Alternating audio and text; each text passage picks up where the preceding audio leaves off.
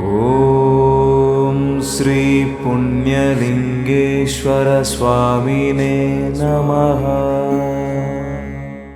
నా పేరు రేగు వెంకటేశం. మేము ఇక్కడికి మన అనాథాశ్రమానికి రావడం కారణం ఏంటంటే, మా అన్నయ్య కడగంచి వెంకటేశం ఆయన 2వ వర్ధంతి సందర్భంగా ఇక్కడికి వచ్చాము.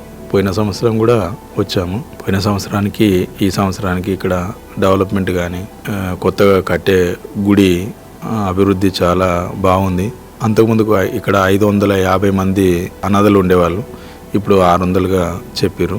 ఇదంతా మెయింటెనెన్స్ చేసే వాళ్ళకి కూడా మా యొక్క ధన్యవాదాలు తెలుపుకుంటూ, దాని తర్వాత చాలా డెవలప్మెంట్ చాలా బాగుంది.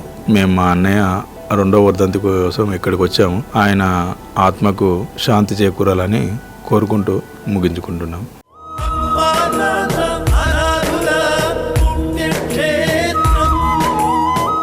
దాతలకు సేవామూర్తులకు విన్నపం.